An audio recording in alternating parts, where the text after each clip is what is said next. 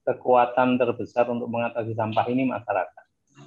Itu nomor satu. Jadi kalau masyarakat tidak bergerak, tidak ada kepedulian, itu berbagai apapun yang dilakukan itu akan sulit terwujud.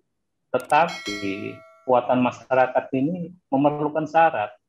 Syaratnya itu adalah pengelolaan yang profesional dari pemerintah mengenai pengelolaan sampah ini.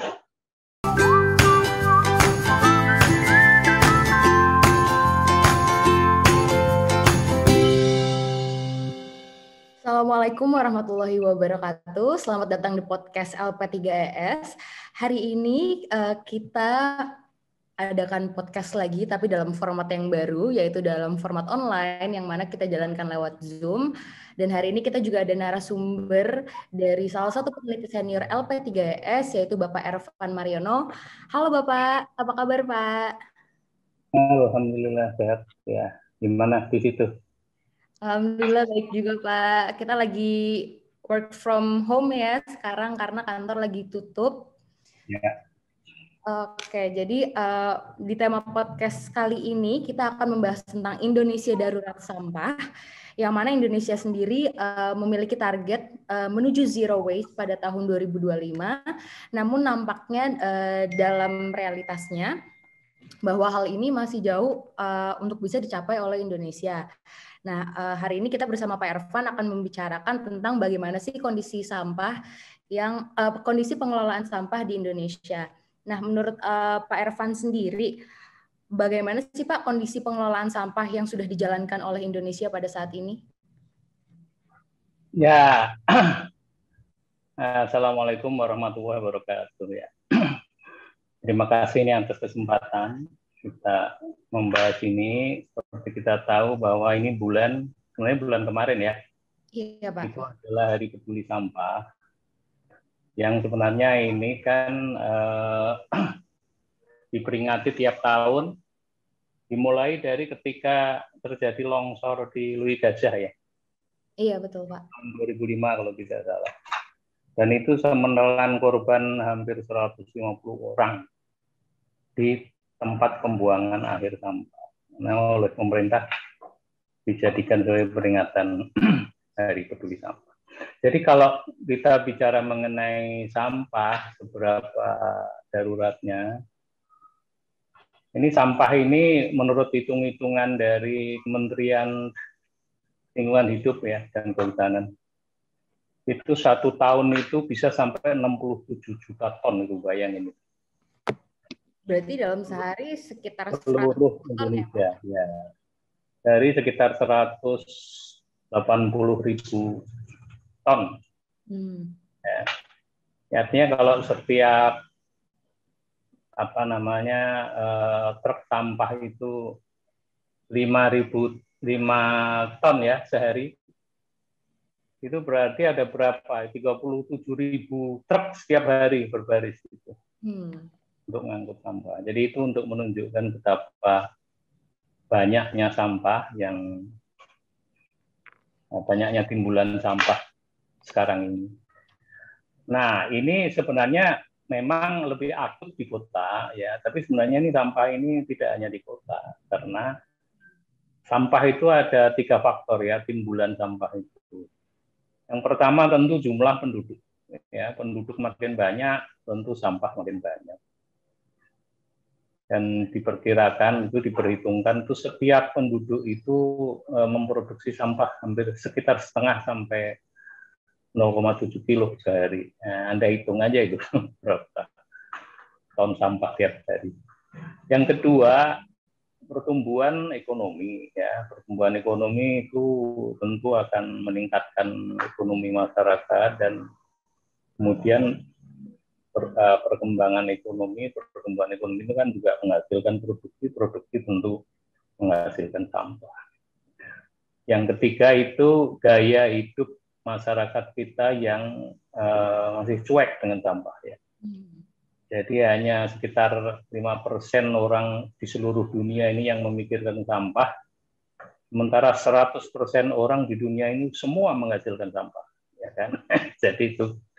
Nah, jumlah itu bukan hanya di kota, tapi juga di desa. Cuman kota lebih sulit karena tentu jumlah penduduk lebih banyak, pertumbuhan ekonomi lebih pesat, produksi lebih banyak, dan lahan sempit di mana-mana. Jadi orang tetap mengalami kesulitan dalam mengolah sampah.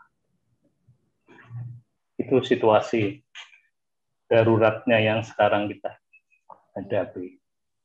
Kalau untuk sumber sampah sendiri, Pak, di Indonesia itu ada 3 sumber ya berarti, dari industri rumah tangga, dari industri juga seperti pabrik-pabrik, lalu juga ada dari pasar. Kira-kira yang paling besar itu sumber sampah ini dari mana ya, Pak? Sumber sampah terbesar itu rumah tangga. Okay. Jadi rumah tangga itu paling besar, kemudian pasar ya. Jadi pasar dan rumah tangga itu more or less sekitar 60-an persen lah. Mungkin lebih ya. Sisanya baru sampah-sampah lain tuh, dari industri, ini dari segi volume ya. Kalau dari segi jenis sampahnya itu sampah organik itu paling besar. Sampah organik itu bisa sekitar 60-an persen ya. Kemudian anorganik itu ada 2 yang menonjol, plastik dan kertas, itu sekitar 20-an persen. Kemudian sisanya itu residu. Residu itu sampah-sampah yang sudah tidak punya nilai ekonomi dan sulit diolah. Kira-kira berarti kan sekarang ini Indonesia mempunyai target bahwa pada tahun 2025 yang mana dalam waktu 4 tahun mendatang Indonesia memiliki target untuk menuju zero waste ya Pak. Cuman dengan kondisi seperti ini berarti kita kan harus melakukan beberapa langkah agar target tersebut tercapai pada tahun 2025. Kira-kira bagaimana sih Pak idealnya cara mengelola sampah yang bisa dilakukan oleh terutama oleh masyarakat karena salah satu sumber terbesarnya ada di rumah tangga kan Pak. Lalu bagaimana Pak? Ya, gini ya, pengelolaan sampah itu kan sesuatu yang complicated. Ya. Jadi banyak faktor yang membuat pengelolaan sampah itu efektif atau tidak. Nah, seringkali disebut ada 5 faktor tuh yang berpengaruh terhadap pengelolaan sampah. Yang pertama itu yang berkaitan dengan peraturan perundang-undangan ya. Nah, dari aspek ini sebenarnya kita relatif itu sudah lengkap. Ya. Jadi ada undang-undang mengenai sampah itu tahun 2008 ya. Nomor 18 kalau tidak salah. Kemudian ada juga mengenai peraturan pemerintah ya, khusus mengenai pengelolaan sampah rumah tangga dan sampah yang sejenis rumah tangga itu tahun 2012 kalau tidak salah. Kemudian ada lagi yang terakhir itu Jakstranas. Jakstranas itu suatu kebijakan strategis nasional mengenai pengelolaan sampah, di mana itu disebutkan mengenai target zero sampah tahun 2025 itu. Jadi targetnya itu 30% pengurangan dan 70% untuk penanganan. Nah, tapi di luar 5 aspek tadi, sebenarnya ini ada satu paradigma baru ya di dalam pengelolaan sampah. Dan itu sudah ada di dalam sejak tahun 2008 sebenarnya. Pemerintah itu sudah menekankan paradigma baru, artinya sampah itu harus dikelola sejak dari sumber. Nah, seperti kita ketahui, sekarang ini belum ada. Sekarang ini konsepnya masih end of pipe. Jadi pengelolaan sampah itu di ujung, bukan di awal. Jadi di ujung itu, nah ini yang berakibat kan kita lihat misalnya TPA, tempat pembuangan akhir sampah. Itu sekarang sekitar Jabodetabek aja kita lihat tidak ada TPA yang benar itu di sini nih, mulai dari Jakarta, Bogor, Tangsel dan sebagainya. Sementara Jabodetabek ini penduduknya itu hampir 30 juta itu hampir berapa persen tuh dari penduduk Indonesia itu. Jadi sampahnya itu udah berapa? Jakarta saja sudah sekitar 7.000 ton per hari. ya, belum lagi daerah-daerah lain. Jadi artinya ketika pengelolaan sampah ini tidak diatasi dari awal, maka akhirnya sampah itu menumpuk di belakang kan, di bagian akhir gitu. Sehingga meludak ya, nah, akhirnya meludak, ada yang longsor, ada yang kebakaran, ada yang overloaded, ada segala macam lah. Itu akhirnya menumpuk TPA, dan itu yang menimbulkan kerusakan lingkungan ya. Itu menimbulkan dua hal. Pertama, mengancam kesehatan masyarakat. Kedua, merusak fungsi lingkungan kan itu ada pencemaran itu di tanah. Jadi air-air di sekitar TPA itu ya menjadi tidak layak diminum kan begitu. Jadi sumber penyakit dan sebagainya. Nah, itu yang terjadi di TPA-TPA. Jadi kembali ke duduk soal tadi, pertama soal aturan ya. Aturan itu sudah oke lah menurut saya. Tetapi paradigma yang disantumkan dalam aturan itu tidak ada perangkat kelembagaannya yang melakukan. Nah, itu aspek kedua. Aspek kedua adalah aspek tata kelola. Nah, menurut undang-undang, sampah itu, sampah rumah tangga, sampah kota, itu tanggung jawab pemerintah daerah. Oke. Tapi pemerintah daerah itu bisa bekerja sama dengan pusat, dengan swasta, dan sebagainya. Nah, itu yang sekarang dilakukan itu adalah tata kelolanya oleh pemerintah daerah. Bagaimana tata kelolanya? Nah, itu ada beberapa, ada dari segi levelnya, ada dari segi cara pengelolaannya kan. Dari levelnya itu ada yang rumah tangga, ada yang kelurahan, kecamatan, sampai kepada kota ya. Yang di kota ini biasanya di TPA itu. Kemudian ada beberapa tahapnya kan. Kalau dulu atau bukan dulu ya, sekarang masih berlangsung, yang harusnya tidak dilakukan itu adalah 3 step cuma. Jadi itu dikumpulin, diangkut, dibuang. Oke. Kan sekarang gitu. Nah, sekarang harusnya dirubah. Dipilah, diolah, diangkut, kemudian baru terakhir mungkin di TPA untuk residunya. Nah, tapi tata kelola yang saya sebutkan terakhir ini, walaupun sudah ditetapkan oleh aturan-aturan secara umum, tapi dalam praktek tidak bisa dilakukan. Antara lain karena apa? Aturan di pemerintah daerah ini belum bisa mengakomodir ini. Nah, kenapa belum bisa mengakomodir? Banyak aspeknya. Masuk ke aspek ketiga yang disebut pembiayaan. Ya. Nah, karena apa? Karena kalau mengikuti pola seperti ini, itu pembiayaannya akan jauh lebih banyak diperlukan. Sekarang aja pemerintah itu belum bisa menghitung. Untuk bisa mengatasi sampah 1 ton itu sebenarnya butuh biaya berapa? Untuk kalkulasinya berarti belum ada ya Pak dari pemerintah? Kalkulasi belum ada karena belum ada standar ya. Pasti ada lah di mana-mana, tapi belum ada standar. Nah, akibatnya apa? Karena standar tidak ada, pemerintah kan sulit mengalokasikan anggaran yang memenuhi standar itu gitu ya. Artinya apa? Akhirnya berakibat beberapa pemerintah daerah itu dengan keterbatasan fiskal masing-masing menganggarkan yang sangat tidak cukup untuk bisa mengelola timbulan sampah di kota itu.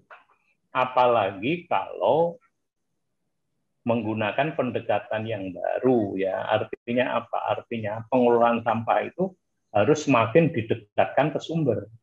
Gitu kan. Nah, sementara kalau pengelolaan sampah itu didekatkan ke sumber, itu ada masalah lagi. Karena kalau di kota, kita susah mencari tempat untuk mengolah sampah. Semua orang pengen rumahnya bersih, tapi semua orang tidak mau kalau di depannya ada tempat mengolah sampah. Itu problemnya. Ya kan? Misalnya itu saya pengen rumah saya bersih, tapi kalau tempat pengelolaan sampahnya di depan saya nggak mau kan gitu. Apalagi kota ini kan lahan itu mahal, ya kan? Mahal sekali. Nah, kalau pemerintah harus menyediakan lahan, mengolah, duitnya berapa banyak itu kan? Nggak mungkin. Akhirnya apa? Dibawa ke bagian yang paling ujung yaitu TPA. Numpuklah di situ. Nah, di TPA sendiri kita tahu teknologinya itu masih open dumping. Sebenarnya pemerintah itu sejak tahun 2008 itu sudah tidak membolehkan. Paling enggak dia diberi waktu 5 tahun ya, sampai 2013. Tapi sekarang hampir 60% TPA di seluruh Indonesia itu masih menggunakan teknologi open dumping, di mana apa? Di mana sampah itu cuma ditumpuk saja. Tiap hari ditambah, tanpa ada satu teknik bagaimana agar supaya sampah itu tidak mencemari lingkungan ya. Misalnya dengan itu dilapisin dulu dengan tanah dan sebagainya. Itu yang kontrol dumping itu. Nah, itu yang tidak dilakukan karena apa? Itu juga mahal, gitu kan? Sesuatu yang mahal. Nah, itu tadi kan aspek ketiga ya, aspek yang berkaitan dengan pembiayaan. Nah, kemudian juga ini terkait erat dengan aspek publiknya, masyarakatnya. Idealnya masyarakat itu memilah sampah sejak dari awal, gitu kan? Jadi sampah paling enggak itu ada 3 sampah. 1 sampah makanan kita, sampah organik, makanan, daun-daun dan sebagainya. 2 sampah anorganik, ya di situ ada plastik, ada apa lagi, kertas, ada segala macam itu. Dan kemudian residu sampah-sampah yang misalnya saset, kopi, apa segala macam itu yang sama sekali sudah susah sekali diolah.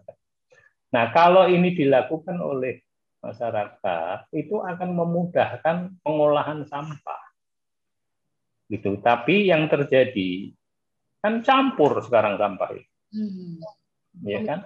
Belum dilakukan oleh masyarakat juga ya, Pak? Bahkan bukan oleh masyarakat, bahkan pemilahan itu dilakukan di TPA. Nah, itu lebih parah lagi. Karena apa? Karena tempat nggak ada, gitu loh. Saya ambil ilustrasi Depok ya. Saya kebetulan beberapa hari yang lalu ketemu juga dengan kepala dinas lingkungan hidup di Depok. Depok itu sampah sehari itu 1.200 ton sekarang ini. Karena penduduknya Depok itu sekarang sudah hampir 2,4 juta. Ya. Itu dengan hitungan kan cuma setengah kilo per hari. Nah, di Depok itu ada TPS, tempat pengolahan sampah. Itu jumlahnya kalau tidak salah sekitar 23-an ya. 23. Nah, itu sangat tidak cukup karena kelurahan di Depok itu 60-an kalau nggak salah. 63. Jadi akibatnya apa? Akibatnya timbulan sampah yang potensial di daerah itu nggak bisa diserap oleh tempat pengolahan sampah itu. Akhirnya apa? Sampah itu dibawa ke TPA.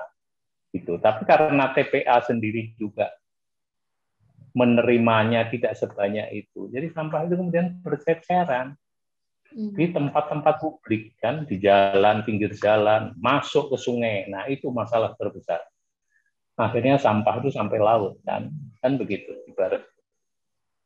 Jadi memang ini sesuatu yang masalah itu masih banyak ya di pengelolaan sampah itu. Jadi ini aspek masyarakat penting, pendidikan untuk masyarakat agar supaya masyarakat itu memilah sampah dari awal, dan harus ada juga kesadaran bahwa sampah itu pengelolaannya membutuhkan biaya, gitu kan.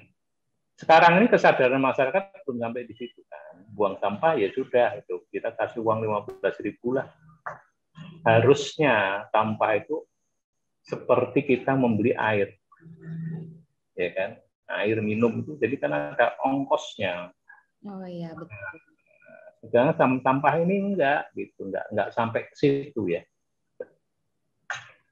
Berarti perlu kesadaran juga dari pemerintah bahwa dalam pengelolaan sampah ini juga membutuhkan biaya ya, Pak?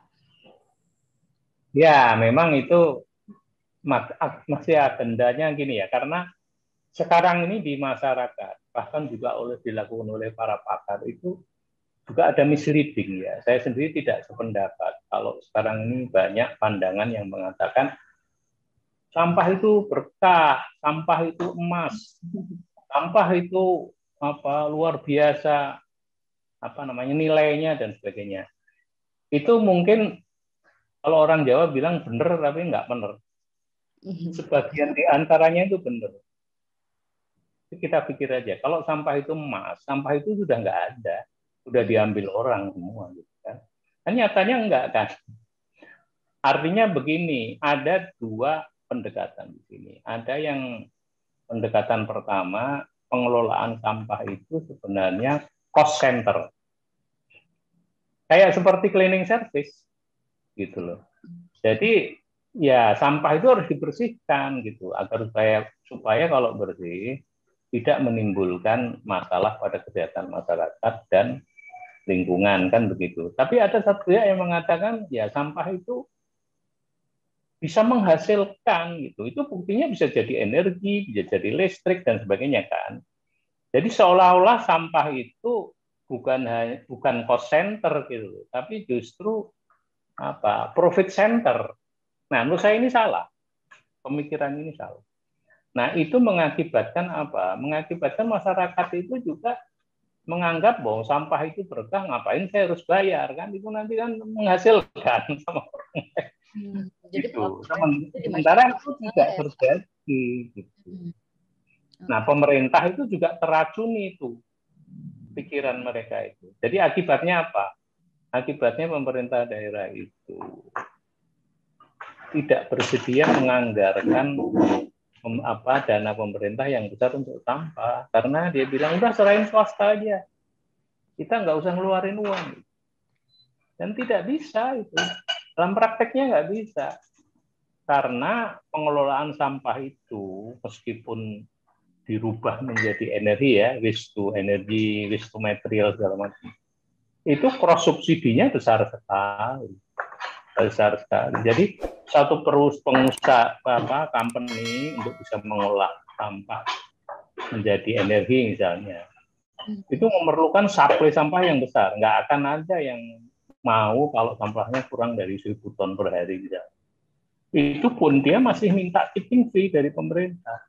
Setiap ton itu paling enggak 200-an ribu yang harus dikeluarkan oleh pemerintah. Jadi tetap cost gitu loh, cost center. Nah, itu yang harus dipahami. Berarti dari pemerintah sendiri kan sudah menetapkan beberapa kebijakan ya Pak dalam penanggulangan penumpukan sampah ini. Namun kira-kira apa sih Pak langkah paling utama yang perlu diperhatikan oleh pemerintah agar zero waste pada tahun 2025 ini dapat tercapai? Nah, itu pertanyaan yang sangat sulit ya. Karena itu faktornya banyak sekali. Jadi tidak terlalu mudah untuk kita sederhanakan ya. Faktornya itu banyak. Orang sekarang banyak sibuk bicara teknologi kan, ribut gitu. Gimana? Apakah sampah itu untuk listrik, untuk daur ulang atau apa? Sebenarnya aspek teknologi itu aspek yang sebagian saja dari aspek yang lebih besar. Kan? Tadi yang saya bilang ada 5 aspek itu, yaitu saling terkait satu sama lain. Misalnya mengenai pembiayaan, saya ambil contoh masalah yang masih merepotkan. Pembiayaan ini, pertama tadi saya mengatakan standar cost belum ada. Yang kedua, sumber pendanaan itu dari mana? Harus jelas itu. Apakah masyarakat juga diwajibkan? Berarti ada retribusi sampah. Atau itu bagian dari pelayanan publik ya, public good. Nah, itu artinya pemerintah sepenuhnya. Atau dia juga bisa dengan investor gitu. Oke. Nah, kalau masing-masing ini, kalau memang semua harus tanggung jawab, gimana mekanismenya? Apakah pengelolaan sampah ini harus pada level besar, harus mengundang investor, atau bisa pada level menengah, level kecil? Apakah UKM bisa terlibat? Nah, ini banyak faktornya. Karena itu menurut saya harus kembali kepada masalah utamanya. Kita mengelola sampah ini untuk apa? Untuk menjaga kebersihan agar supaya tidak mencemari lingkungan, kesehatan masyarakat terjaga. Itu kan aslinya investasi kan. Investasi buat warga lah dan buat lingkungan gitu. Jadi saya berpikir kalau dua hal ini tidak diatasi, itu akibat yang ditimbulkan itu akan memberi implikasi terhadap anggaran pemerintah yang banyak juga. Gitu kan. Misalnya masyarakat menjadi lebih banyak yang sakit, kan pemerintah juga akhirnya yang keluar uang. Iya, betul. Akhirnya lingkungan rusak, ya mengembalikan lingkungan lagi nanti akhirnya siapa? Pemerintah. Jadi menurut saya lebih baik pemerintah ini di awal menganggarkan dana yang cukup untuk mengelola sampah daripada dia menanggung akibat karena sampahnya tidak terkelola dengan baik. Karena itu juga menimbulkan biaya yang mungkin jauh lebih besar, bahkan bisa nyawa terancam. Nah ini cara berpikir ini menurut saya belum dipakai oleh para pengelola negara ini kan. Maksud saya itu Departemen Keuangan, mestinya harus konsennya ke situ, kan Departemen Dalam Negeri, karena pemerintah daerah itu kalau mau ngeluarin uang harus izin Departemen Dalam Negeri, gitu kan. Departemen Dalam Negeri gimana? Wah gampang seketika. Nah kita ini pengelolaan sampah itu mungkin nggak sampai 0,1 dari APBD gitu. Idealnya itu 5% juga ada saya. Sekitar 5% dana disediakan, itu mungkin relatif lebih baik dari sekarang. Jadi jangan sampai zero sampah itu yang udah ditekankan pemerintah 2025 tinggal 4 tahun. Itu hanya semua konsep di buku aja. Oke. Iya kan? Karena apa? Karena target-targetnya itu tidak didukung dengan perangkat yang memadai, infrastrukturnya, kemudian tata kelolanya, kemudian keterlibatan masyarakat. Ini semua harus di-set gitu, harus di-set up menuju itu. Nah, sekarang belum, aturan saja di tingkat daerah itu belum banyak. Aturan itu masih banyak di tingkat pusat. Sementara tanggung jawab pengelolaan itu kan di tingkat daerah. Oke.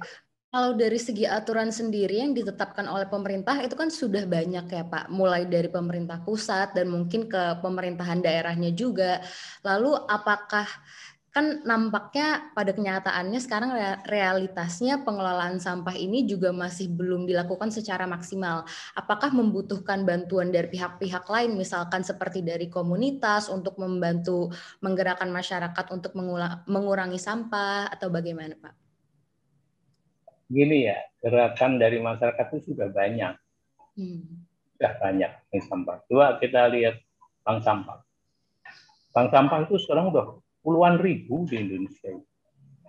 Jadi apa namanya inisiatif masyarakat untuk mengelola sampah itu sudah banyak jumlahnya, walaupun secara luas belum bisa menjangkau semua gitu ya. Tapi inisiatif itu sudah ada. Bahkan ada pusat bank sampah. Bank sampah di Jakarta Barat itu bisa sampai puluhan juta itu sebulan itunya omsetnya gitu ya. Artinya adalah inisiasi. Yang jadi masalah adalah inisiasi masyarakat ini tidak disupport oleh kebijakan pemerintah gitu ya. Saya selalu mengatakan begini. Masyarakat itu terbagi 3 kelompok. Satu, masyarakat yang sangat concern terhadap lingkungan. Jadi sampah itu dia betul-betul dia perhatikan. Kemudian ada masyarakat yang apa namanya merusak lingkungan kan, nggak peduli gitu. Nah yang sebenarnya yang paling besar itu yang di tengah-tengah. Gitu. Yang di tengah-tengah masyarakat, di tengah-tengah ini adalah kelompok yang kalau tidak ada insentif dan tidak ada hukuman dari negara terhadap sampah, dia akan cuek gitu. Tapi kalau ada mekanisme, misalnya Anda kalau memisah sampah, maka Anda akan dikurangi pajak PBB-nya, ya misalnya ya saya ambil contoh. Jadi ada satu insentif. Kalau dia tidak memisah sampah, akan ada satu punishment tertentu apa itu. Sampai pada tingkat bawah. Nah, coba itu diterapkan. Kalau itu diterapkan, dugaan saya kontribusi masyarakat akan semakin banyak, semakin luas, semakin menyebar. Tidak seperti sekarang, memang bank sampah ada, tapi itu kan kalangan-kalangan yang sadar saja. Betul. Dan jumlahnya itu secara kuantitatif banyak, tapi kalau dilihat proporsi secara nasional itu belum ada artinya apa-apa. Oke, berarti dari pemerintah sendiri seharusnya juga memberikan semacam punishment ya Pak kepada masyarakat agar jadi lebih tertib. Ya, insentif dan punishment ya, dua-dua harus jalan, harus bareng itu. Misalnya begini, masyarakat suruh milah sampah, tapi infrastruktur pemilahan itu bagaimana? Karena di tempat pengumpulan sampah jadi satu lagi, kan nggak ada gunanya. Harusnya itu masyarakat diminta milah sampah, disediakan alat-alat pemilah sampah, diangkut dalam angkutan yang berbeda antar jenis sampah, diolah pada tempat yang berbeda. Nah, itu baru bermakna pemilahan. Tapi kalau masyarakat milah sampah, diangkutnya sama, kan masyarakat akan bilang, ngapain gua milah-milah sampah? Kan dikumpulin ketemu lagi di TPA. Nah, gitu kan. Oke, baik. Terima kasih banyak Pak Ervan. Nggak kerasa kita udah ngobrol panjang lebar mengenai pengelolaan sampah ini. Kira-kira dari Pak Ervan sendiri ada kata-kata penutup Pak tentang bagaimana Indonesia menuju zero waste tahun 2025? Atau ada pesan-pesan dari Pak Ervan? Ya, kekuatan terbesar untuk mengatasi sampah ini masyarakat. Nomor satu. Jadi kalau masyarakat tidak bergerak, tidak ada kepedulian, itu berbagai apapun yang dilakukan itu akan sulit terwujud. Tetapi kekuatan masyarakat ini memerlukan syarat. Syaratnya itu adalah pengelolaan yang profesional dari pemerintah mengenai pengelolaan sampah ini. Ya kan, mulai dari aturannya, mulai dari dukungan pembiayaannya, dan mulai dari tata kelolanya dan sebagainya. Kalau ini berlangsung dengan baik, masyarakat akan support, dan bahkan masyarakat rela mengeluarkan retribusi atau membayar kontribusinya terhadap sampah yang dia keluar. Dan jangan lupa yang terpenting juga adalah tanggung jawab produsen sampah. Kita ini kan sebenarnya korban aja dari produsen kan. Produsen itu pengertiannya yang membuat barang-barang itu, kemudian juga pengecer ya, supermarket dan sebagainya. Ya mereka kan harus bertanggung jawab terhadap sampah-sampah yang dia keluarkan. Nah itu juga penting peranan itu. Tekanan pada perusahaan itu juga. Mungkin dari masyarakat sendiri juga banyak yang belum tahu ya Pak, bahwa Indonesia ini punya target di tahun 2025 menuju zero waste, dan akhirnya mungkin dengan podcast ini kita juga bisa berbagi kepada teman-teman yang lainnya bahwa kita harus sama-sama bersinergi, bukan hanya pemerintah yang mempunyai peran untuk merealisasikan target tersebut, namun kita sendiri juga harus aware terhadap lingkungan kita sendiri. Oke. Terima kasih banyak ya Pak Ervan atas waktunya. Sampai ketemu lagi di podcast selanjutnya. Senang sekali bisa berbagi dengan Pak Ervan Mariono, salah satu peneliti senior di LP3S mengenai Indonesia Darurat Sampah. Sekian dari podcast Jumat Berbincang kali ini. Terima kasih banyak dan sampai bertemu lagi.